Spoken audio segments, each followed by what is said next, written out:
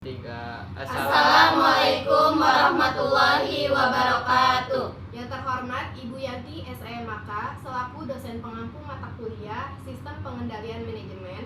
Pada kesempatan kali ini, kami dari kelompok 5 kelas AK20B akan mempresentasikan mengenai perancangan sistem pengendalian manajemen pada Departemen Finishing.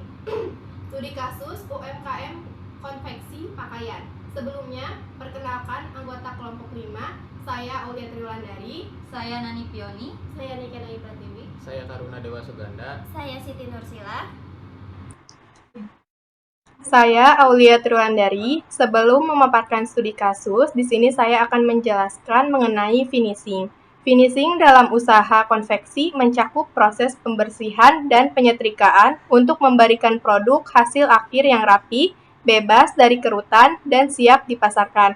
Selain aspek estetika, finishing juga memainkan peran penting dalam memastikan keamanan dan kenyamanan produk pakaian, seperti memastikan bahwa tidak ada bagian yang bisa menyebabkan iritasi pada kulit.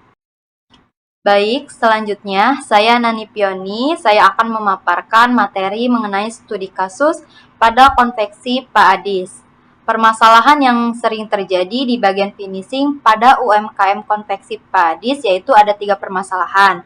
Yang pertama yaitu pada bahan baku. Nah, pada sistem pemesanan konveksi di Pak Adis ini bisa si pemesan terima jadi mulai dari bahannya, polanya atau penjahitannya. Ada juga si pemesan bisa membeli kainnya baru dijahitnya di konveksi Pak Adis.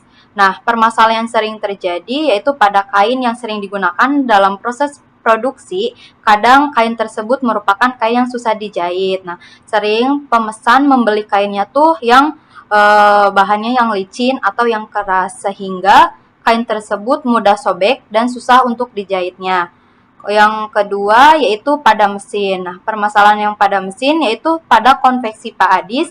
Ini sebagian menggunakan mesin yang manual dan sebagian juga menggunakan mesin yang udah otomatis. Nah, permasalahan yang sering terjadi di kerusakan yaitu pada bagian mesin manual yang disebabkan oleh umur mesin yang sudah lama. Dan permasalahan yang ketiga yaitu pada tenaga kerja.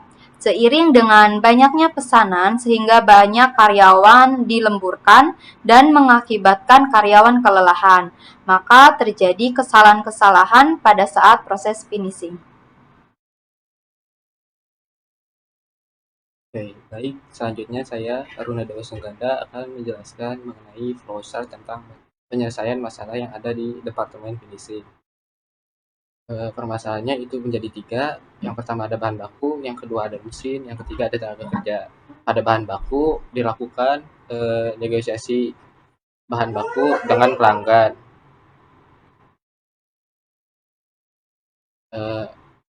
Alasan dilakukannya negosiasi agar tidak makan biaya yang begitu banyak terhadap bahan baku yang rusak atau yang reject. Kedua, dilakukan konfirmasi ulang pada bagian produksi agar pada saat diproduksi juga tidak terbuang secara sia-sia bahan bakunya.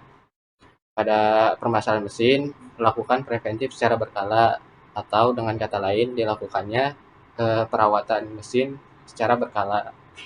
Yang kedua, menyiapkan spare atau cadangan mesin.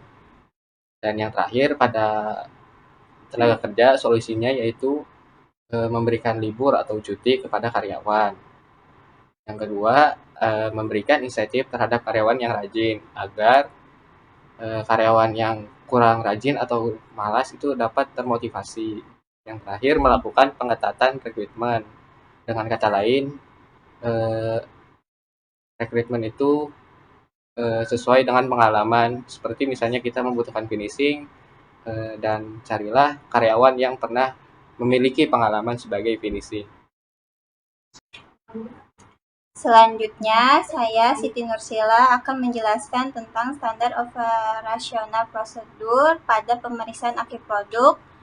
Yang pertama yaitu pemotongan benang dan penyelarasan detail. Yang kedua, pemasangan label dan merek. Ketiga, penyelesaian bagian tersembunyi. Keempat, pembersihan dan penyetrikaan. Kelima, pemeriksaan kualitas akhir. Keenam, penyimpanan dan pengemasan. Ketujuh, pelaporan masalah atau ketidaksesuaian. Kesembilan, pemeliharaan peralatan finishing. Dan terakhir, pelatihan karyawan. Jadi, berdasarkan pembahasan di atas, dapat disimpulkan bahwa konveksi Pak Adis dalam penerapan sistem pengendalian manajemen masih kurang baik, karena masih terdapat beberapa kendala pada bagian finishing, seperti yang terjadi pada bahan baku, yaitu pada kain yang digunakan mudah sobek, susah dijahit, atau bahan kain licin, sehingga susah dijahit. Pada mesin sering terjadi kerusakan. Seharusnya pemilik konveksi lebih memperhatikan pada mesin yang digunakan, seperti perawatan pada mesin dilakukan setiap 1 minggu sekali, dan dengan diadakannya sistem pengendalian manajemen pada usaha konveksi Pak Adis diharapkan akan membantu proses finishing secara signifikan.